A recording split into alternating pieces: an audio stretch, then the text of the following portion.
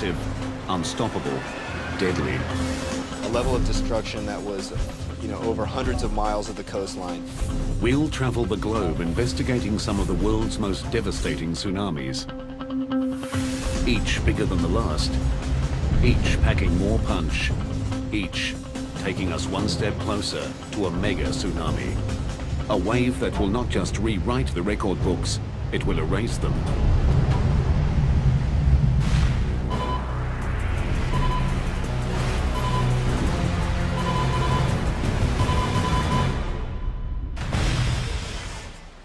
No coastline on the planet is truly safe from tsunamis. They're caused by massive displacements of water, triggered by the Earth's most powerful forces, earthquakes, landslides, and volcanic eruptions. As long as we have earthquakes on Earth and landslides, the various phenomena that create tsunamis, we're going to have tsunami waves. It's just a matter of time when the next one strikes. Tsunamis are dramatically different from the typical waves that constantly sweep across the planet. They can travel faster than 800 kilometers per hour. They can stretch for thousands of square kilometers across the ocean's surface. It's a good 15, 20 feet tall. Easy. They strike with huge mass and terrifying velocity. The most common method of gauging their height is run-up, the wave's highest point of impact on land. Each tsunami profiled here has a higher run-up than the last. Over 100 major tsunamis have struck in the past 100 years, killing hundreds of thousands and destroying billions of dollars of property. But they are not the biggest tsunamis to strike the planet. Scientists have found startling evidence that even larger waves have occurred in the past, mega tsunamis. These things have been described as culture-ending events. Experts believe that a mega tsunami lies in our future. To understand its power, scale, and potential, we'll first investigate 5 of the most destructive tsunamis of the past 60 years. Each has its own character, each has its own story, each brings us closer to a mega disaster.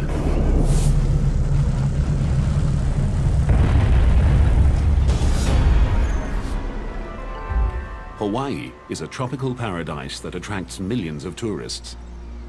But this Pacific island holds a dark secret. It's blasted by more tsunamis than almost anywhere else on the planet.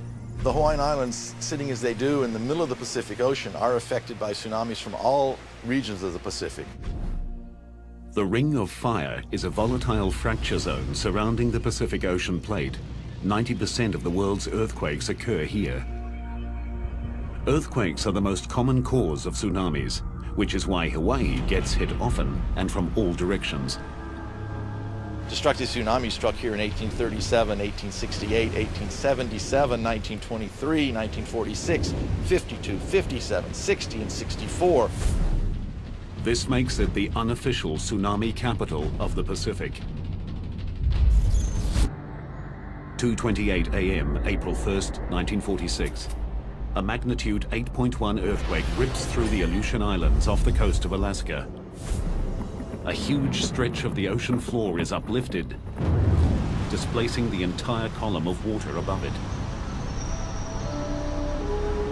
A massive pulse of energy propels a wall of water, a tsunami, towards Hawaii at nearly 800 kilometers per hour.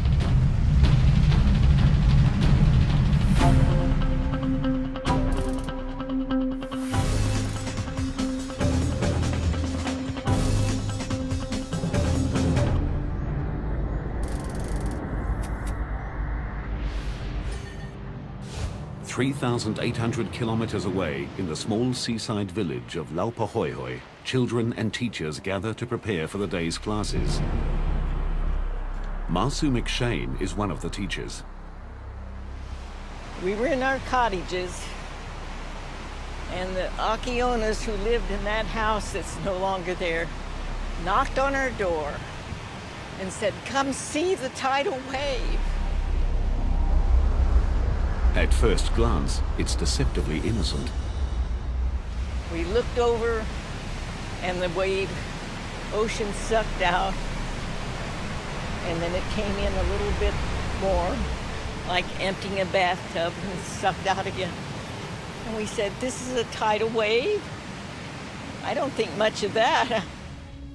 What Masu doesn't know is that tsunamis are not single waves.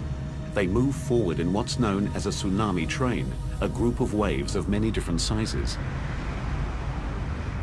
First waves are seldom the largest, so what appears to be insignificant is actually the precursor to something much, much bigger. And then it did it again. And this time, it went in further and sucked out more. And we thought, a twin tidal wave, how interesting and odd. As the water recedes, an extraordinary 152 meters, Masu and her roommates pose for a photograph. Masu stands captivated while a third wave approaches. Famous last words, I said, I hope this will be a big one. And it kept coming. And that was the first time we ever thought to be afraid. As the tsunami approaches shore, it behaves like a giant train wreck. The front of the wave slows while the back continues to push. The wave's energy is compressed, forcing it to stand and lift out of the sea. This got bigger, and so we dropped the camera, ran inside. I can remember the water just crashed in the windows. The roof fell down. The wave tosses Masu like a rag doll, at first in towards the school, but then suddenly out towards the sea. And I knew I was going to die.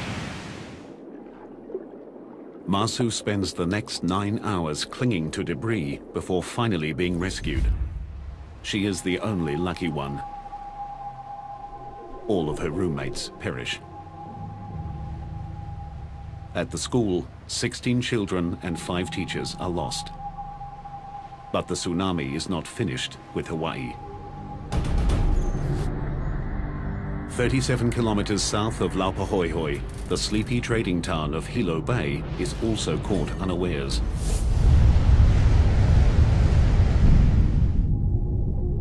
Here, the tsunami destroys nearly 500 homes and businesses, kills 96, and injures hundreds.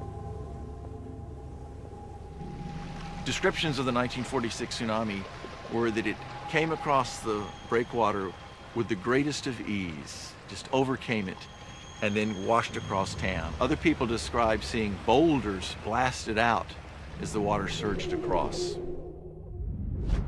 Walter Dudley is an oceanographer from the University of Hawaii in Hilo Bay. For more than 20 years, he's studied tsunamis. One of his most significant findings is that their destructive power is caused not just by the wave itself, but also by what's underneath them. Well, one of the things that makes them such an interesting phenomenon to study is that they are all different. And as they travel across the oceans, they're affected by the ocean floor along their tracks. So the waves are constantly being bent or refracted. And then as they come ashore, they are further altered.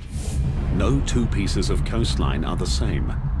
Each has its own unique undersea topography that affects the waves differently. In Hilo, it is the natural rounded shape of the bay.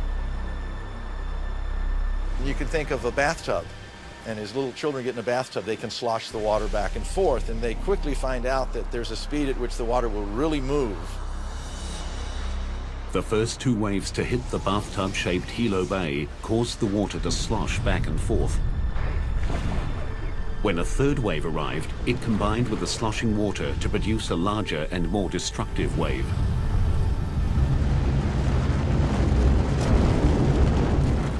It pretty much wiped out everything that was on the ocean side of town. In the main parts of downtown, it picked up the railway and it twisted the railway rails into pretzels. The third wave reached a run-up height of 9 meters. It destroyed most of the foreshore of Hilo Bay. But less than 15 years after the '46 disaster, Hawaii would again be hit by a deadly tsunami. A wave bigger than the last that would defy logic and bring Hilo to its knees once more. On May 22, 1960, the largest earthquake in recorded history ruptures the Earth's crust off the coast of Chile. 1,000 kilometers of the ocean floor is violently thrust up 20 meters, spawning a monster tsunami. It's so huge and powerful that it crosses the entire Pacific Ocean, slamming into Hawaii on the way.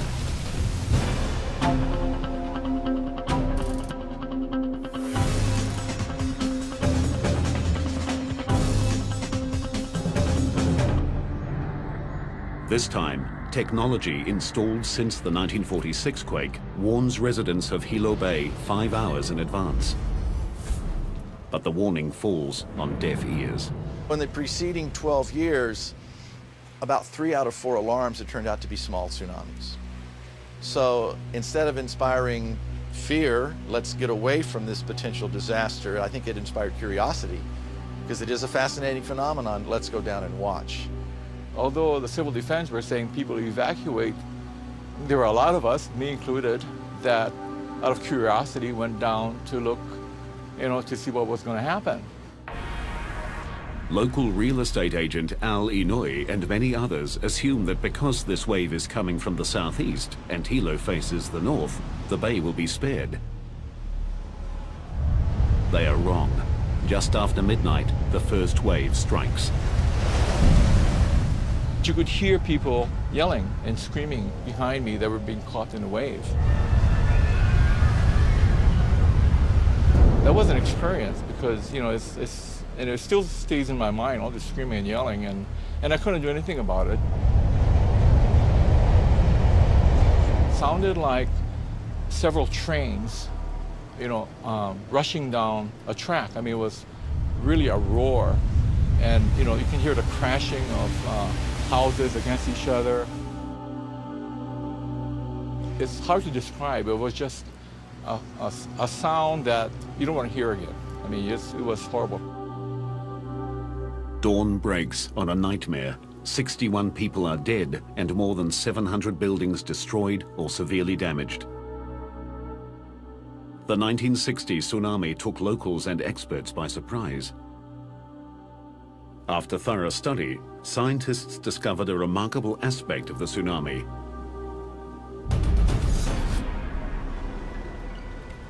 As the wave reached the shallow water off the southeast coast of the island, the middle of the wave slowed, while the outside of the wave kept moving, causing the wave to wrap around the island.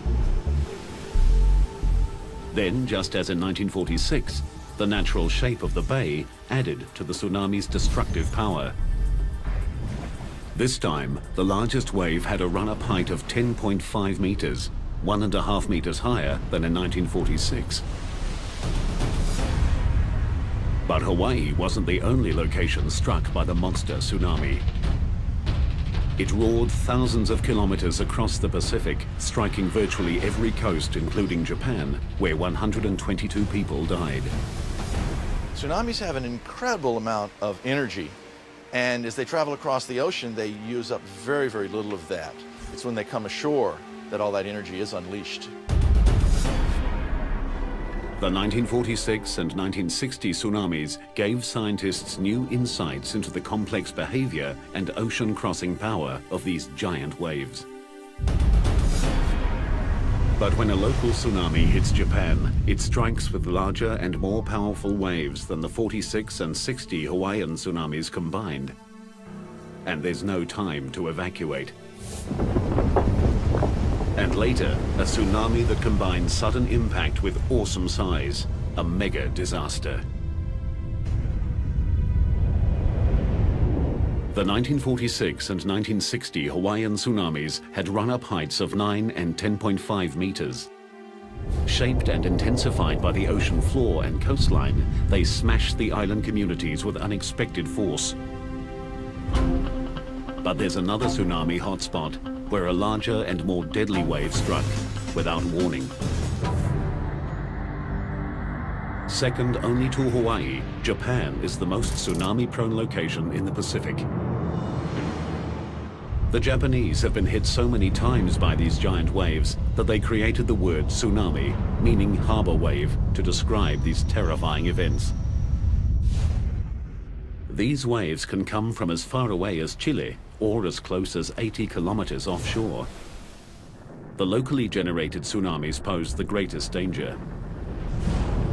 They strike within minutes of being formed and with awesome power.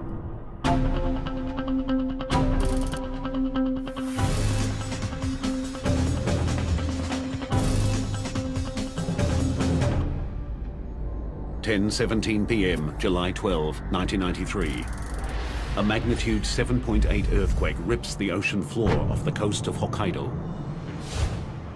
The epicenter is only 80 kilometers from the tiny island of Okushiri and generates one of the biggest and most destructive tsunamis Japan has ever experienced. Fisherman Jiro Adachi from the village of Aonai knows about tsunamis. He survived one 10 years earlier that also hit Okushiri. When Jiro feels the earthquake, he knows a tsunami is probable.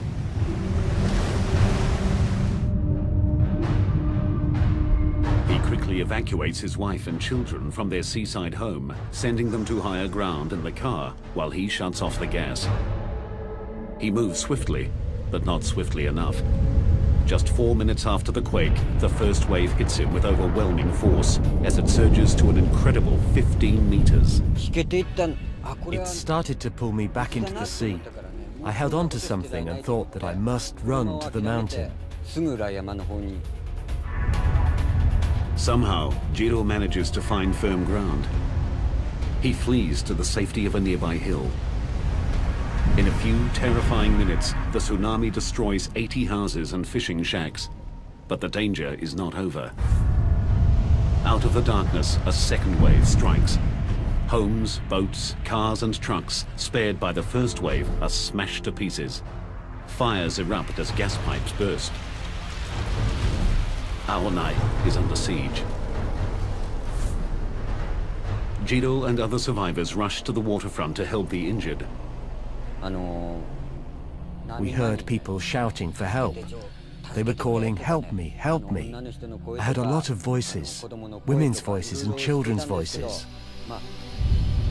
Suddenly, amidst the cries for help, Jiro hears something that chills his heart. Suddenly I heard a familiar voice between wave breaks, so I shouted, "Achan, is that you, Achan?" And then I heard, "Daddy." I heard that from the darkness. His young daughter is somewhere in the raging sea. As Jiro's family fled, the tsunami's first wave rolled their car and hurled them into the ocean. Jiro dives into the turbulent waters.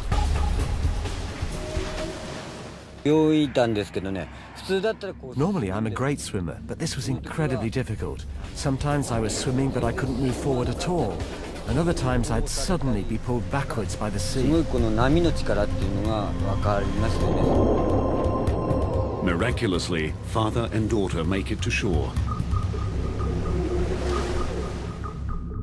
7 hours later, the Coast Guard finds Jiro's wife and son kilometers out to sea, clinging to debris.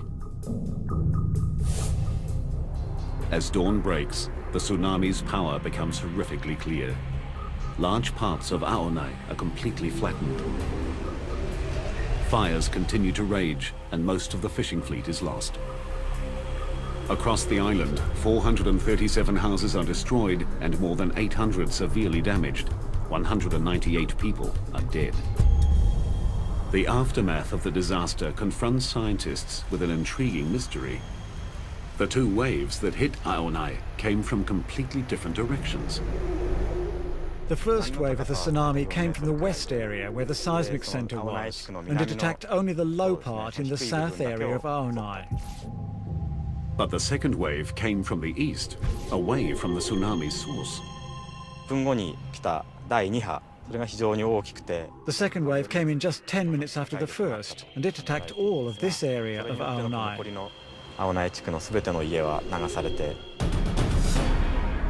The first wave that hit the west coast of Okushiri came directly from the source. But then, just like in Hawaii, the tsunami wrapped around the island, creating a second wave that struck Aonai from the opposite direction. But the wraparound effect does not explain why the tsunami hit Okushiri with such brutal force. The reason is the extreme proximity of the event which created the tsunami. After a tsunami is generated, it radiates out like ripples on a pond. As the ripples expand wider and wider, the energy spreads out over a larger area. The closer the source of the tsunami is to the impact zone, the more concentrated the energy. Okushiri was only 80 kilometers from the source, so it received the full brunt of the tsunami.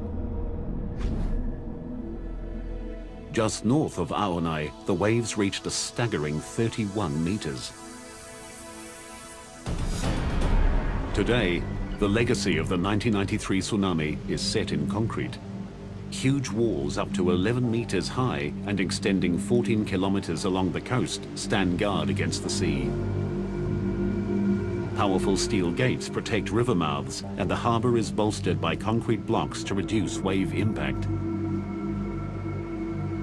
These ramparts against the waves are stronger than normal sea walls for good reason. The forces they must withstand are utterly different. Normal waves form through the transfer of energy from the wind to the ocean surface.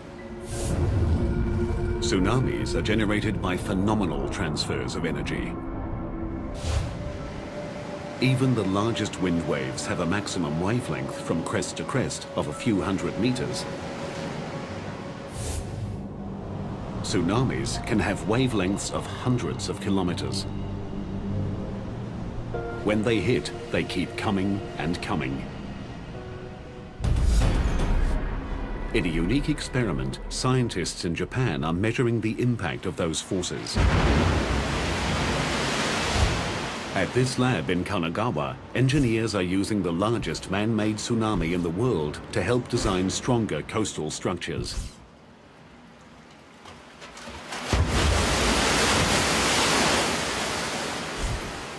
This machine can generate waves more than 3 meters high, propelling 300 cubic meters of water down a 180-meter long chute. The best thing is to know the characteristics of the power of tsunami in each situation and build buildings according to those characteristics. Taro Arikawa leads a team that measures the power of tsunamis under controlled conditions. This tsunami is only 2/3 of a meter high, but it strikes with 1 ton per square meter of power. And extending 14 kilometers along the coast, stand guard against the sea. Powerful steel gates protect river mouths, and the harbor is bolstered by concrete blocks to reduce wave impact. These ramparts against the waves are stronger than normal sea walls for good reason. The forces they must withstand are utterly different. Normal waves form through the transfer of energy from the wind to the ocean surface. Tsunamis are generated by phenomenal transfers of energy. Even the largest wind waves have a maximum wavelength from crest to crest of a few hundred meters. Tsunamis can have wavelengths of hundreds of kilometers. When they hit, they keep coming and coming. In a unique experiment, scientists in Japan are measuring the impact of those forces.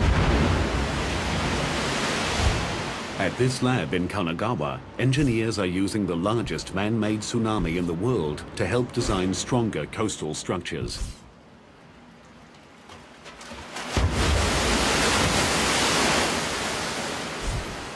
This machine can generate waves more than 3 meters high, propelling 300 cubic meters of water down a 180-meter long chute.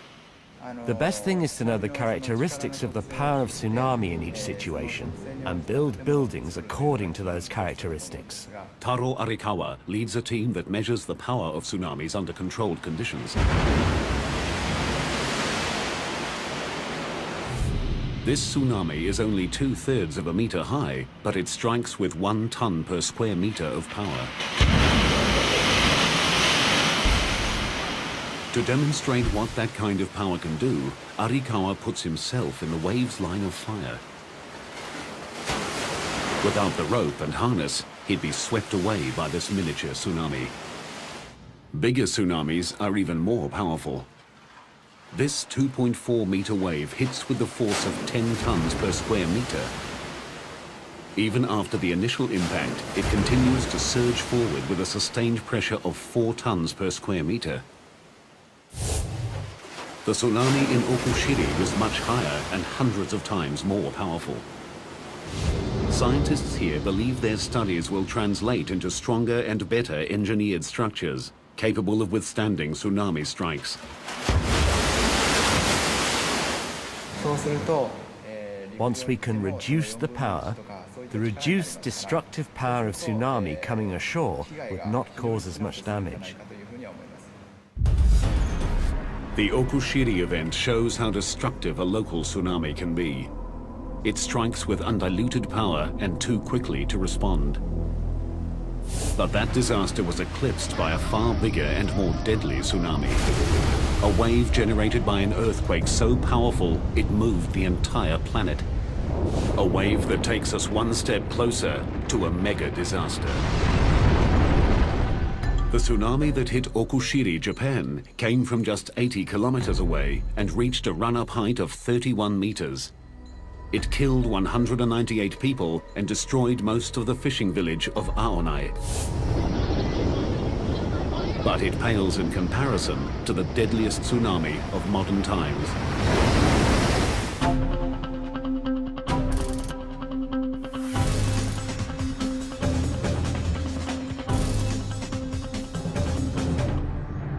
(7:58 a.m. December 26, 2004). Deep in the ocean off the coast of Sumatra, Indonesia, 1,200 kilometers of the Earth's crust ruptures in the second largest earthquake ever recorded.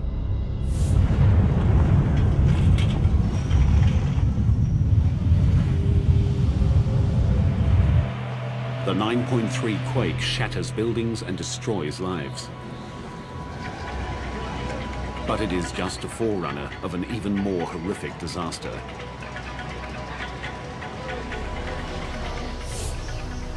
An epic tsunami spreads across the entire Indian Ocean, striking 12 countries. As with Okushiri, Japan, the local effects are the most immediate and the most devastating. 16 minutes after the quake and 250 kilometers from its epicenter, northern Sumatra is struck by 35-meter-high waves. The capital city of Banda Aceh is decimated.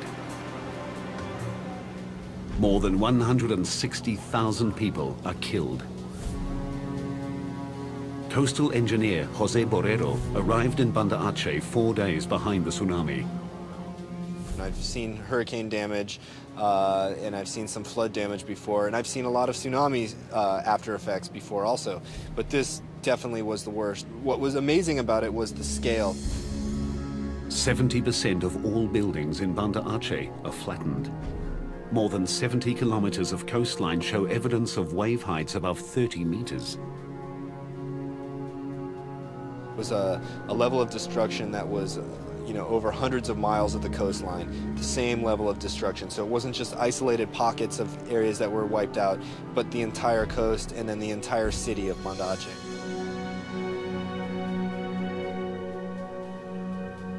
An hour and a half after Banda Aceh is leveled, the tsunami strikes Thailand. A wall of water swamps beachside villas, hotels, and villages. That wave is a good 15, 20 feet tall. Easy. Get in! More than 8,000 people die.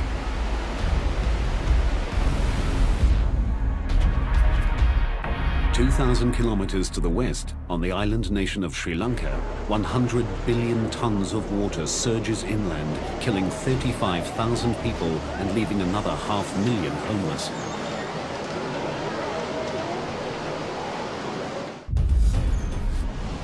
In all, nearly 230,000 people die in the most devastating tsunami in recorded history. the death toll higher than for all other major tsunamis in the past 300 years combined. The power of the earthquake that triggered the tsunami was staggering. The entire planet's sea level rose by 1/10 of a millimeter. Every spot on Earth moved at least 1 centimeter. As scientists struggle to comprehend the enormity of the event, a bizarre anomaly comes to light, one that took an additional tragic toll.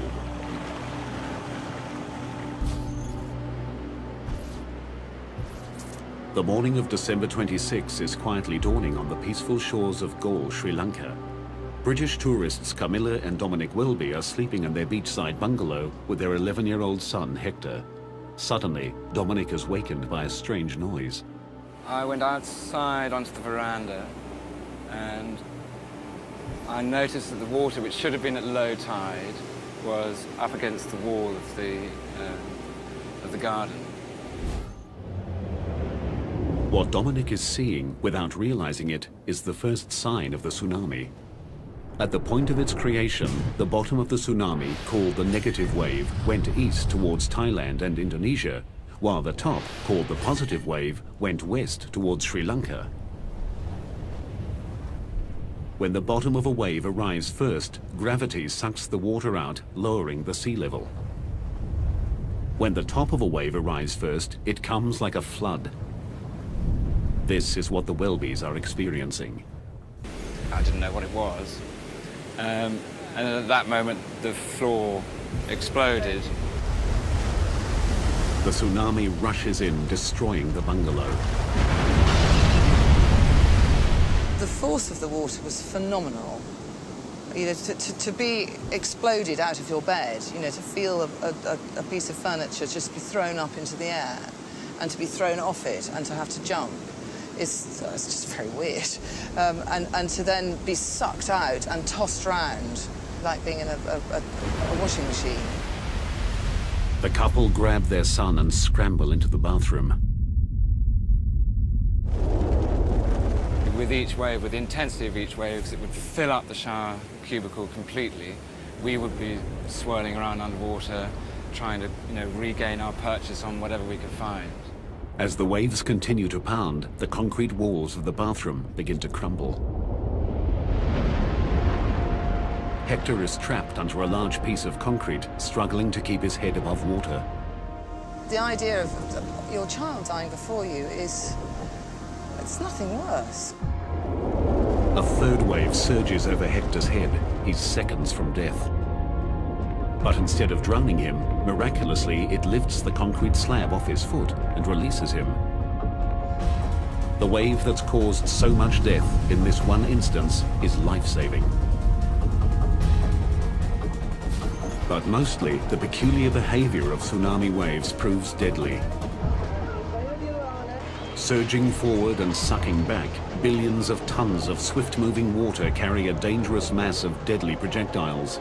Broken timber, glass, metal, and vehicles. The third wave turned Galle into one of the hardest hit areas in the nation. As the people of Sri Lanka struggle to recover, tsunami scientists like James Goff arrive in the devastated nation. One of the really difficult things when you go into these areas is you are going there because you have a mission to learn about the tsunami. From a scientific point of view, it's very important to learn these things, and yet there is the human tragedy going on around you, and it's very difficult to isolate yourself from that human tragedy. Amidst the horror, Goff and his colleagues discover the oddity of the third wave. So there's Galle quietly sitting there, recovering from being hit by 2 waves, and then bang. How and why the Galle area was hit by this third wave intrigued experts. Where did it come from? The first clue in the mystery was uncovered by looking at a global map. Sri Lanka is directly in the line of fire of the tsunami.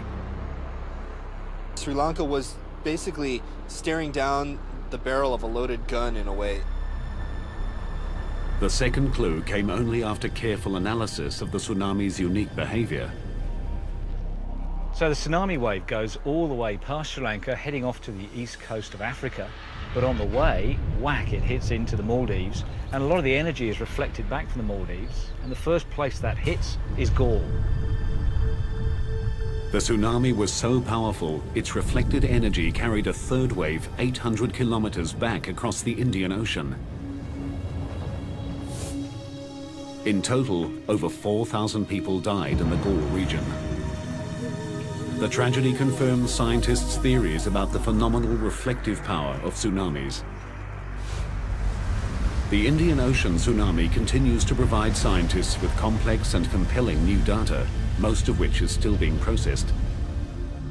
It's really difficult to say right now what the Boxing Day tsunami taught us compared to what we didn't know before, because it's taught us so much.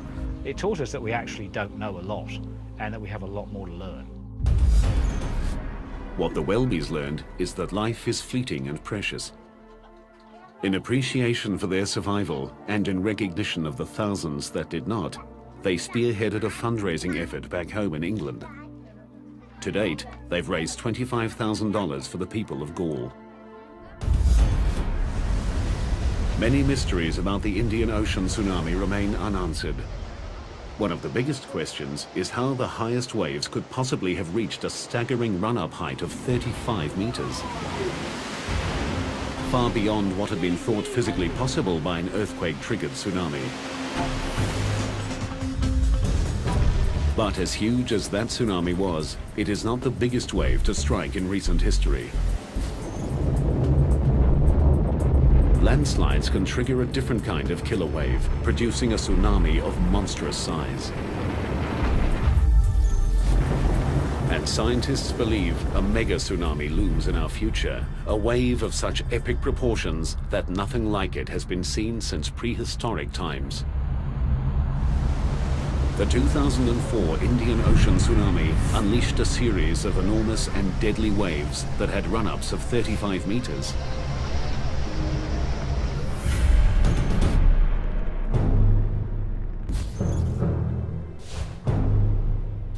But they are dwarfed by another wave that forced scientists to become detectives. What they discovered was a new kind of tsunami, one of unimaginable size and power.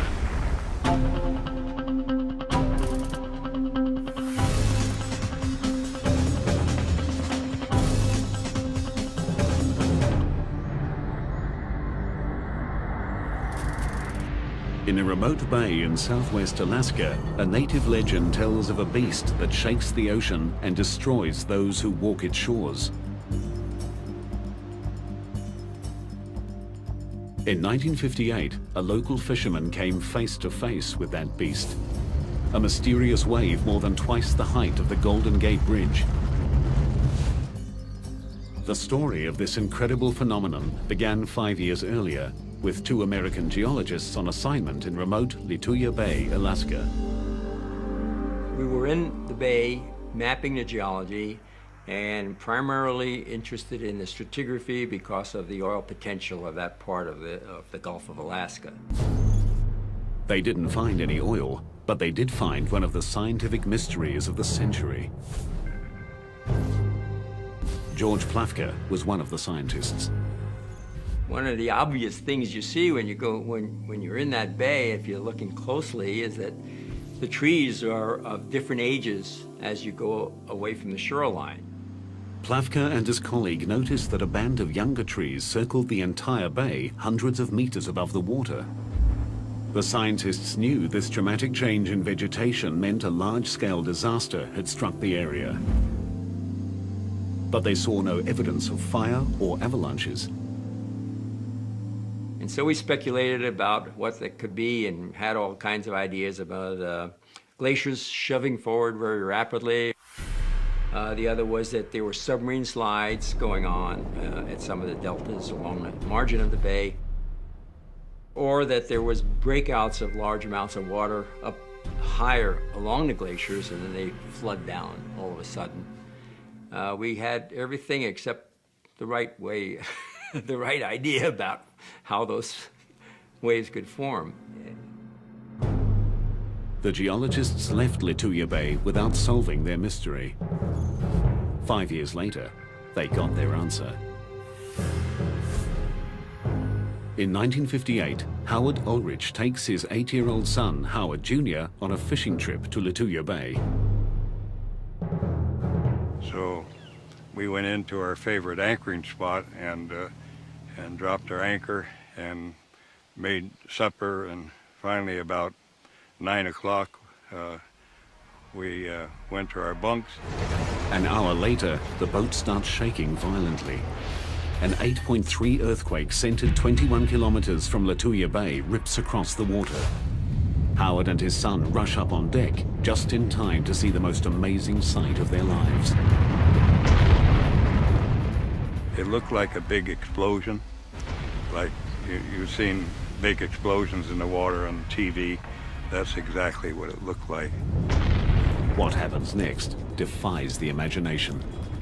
As the spray started to settle down, out of the bottom of it came this huge wave. I would say that the wave was close to 1,000 feet high at that time, the actual wave.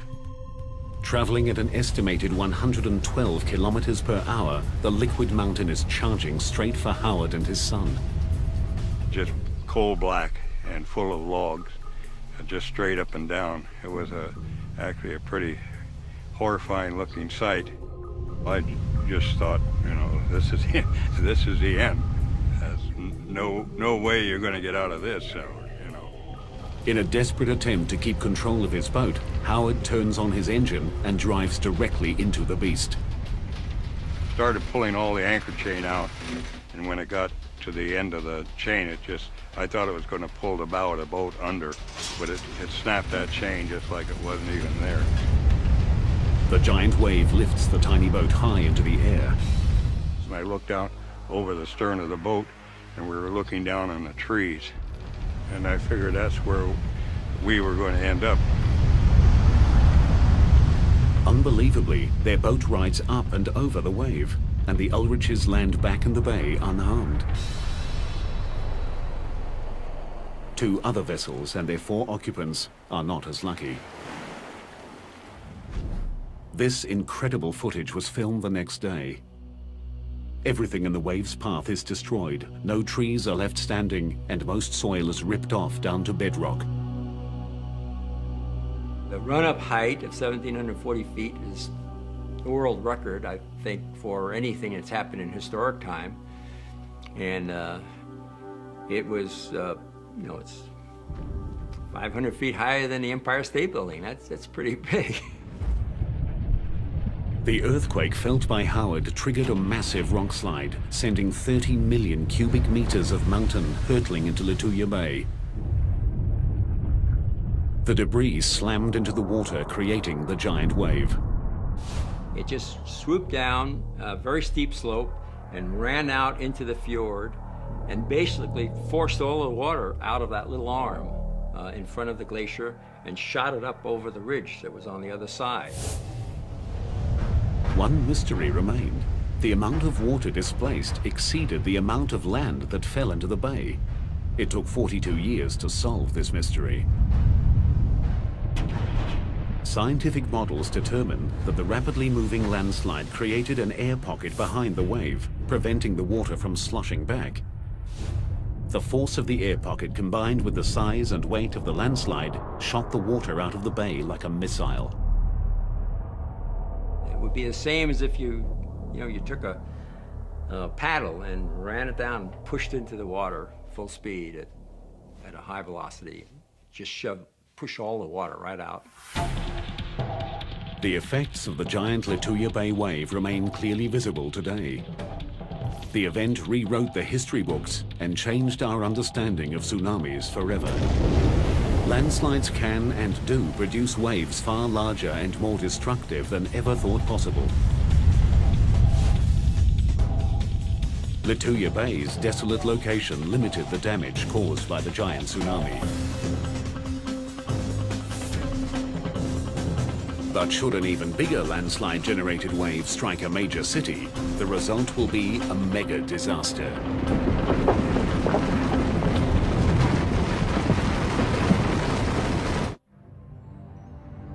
In 1958, a landslide-generated tsunami taller than the Empire State Building obliterated an Alaskan inlet. It was a devastating display of nature's power.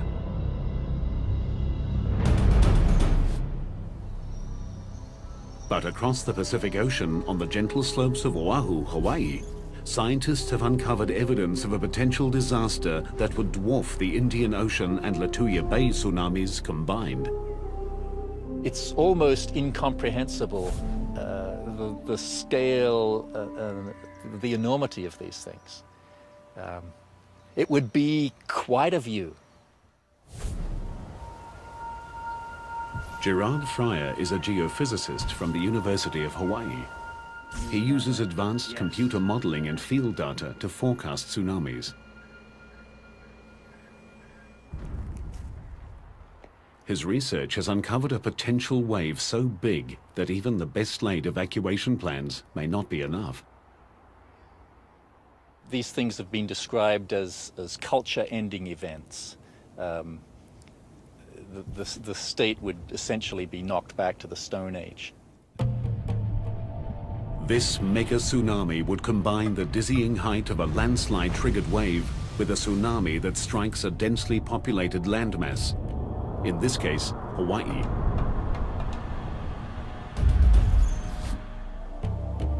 On the island of Oahu, locals and tourists alike flock to the sea, soaking in the perfect climate and idyllic lifestyle of one of the most iconic coastlines on the planet. But in our scenario, everyone is oblivious to the fact that less than 480 kilometers to the east, a disaster of biblical proportions is about to strike.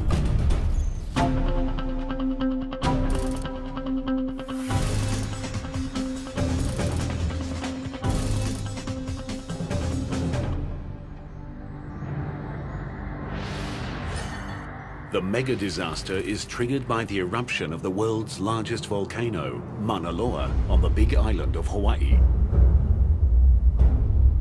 In the case of Mauna Loa, and that's the 800-pound gorilla here, that's the big volcano that we have to worry about.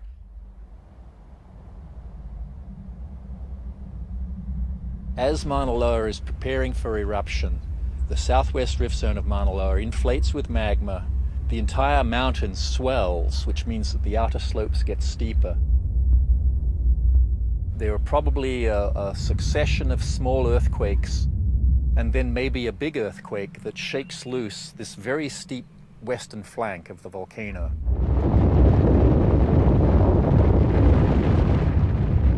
Almost 1,500 cubic kilometers of earth and rock plummet into the sea. On impact, the land displaces a massive amount of water. The ocean rushes back to fill the giant gap. From this cataclysmic disturbance emerges the tsunami, heading directly for Honolulu. Estimated time to impact, 30 minutes.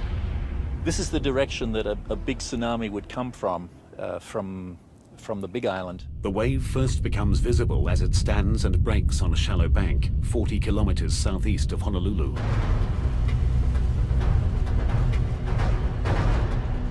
You'd see the sea rear up in front of you. It would be huge. It would rise up above you the size of a building, the size of a 10-story building. Surging inland at up to 70 kilometers per hour, the tsunami slams Honolulu.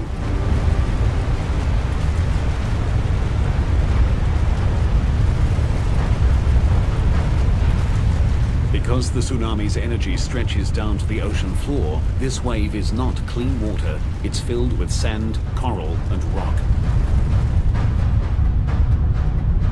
Water penetrates 16 kilometers inland before being sucked back out to sea in a lethal maelstrom of wreckage.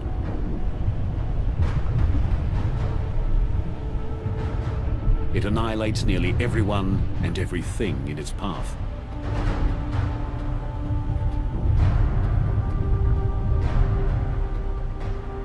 These giant landslides, as far as we can tell, they seem to occur during periods of high sea level when the climate is warm.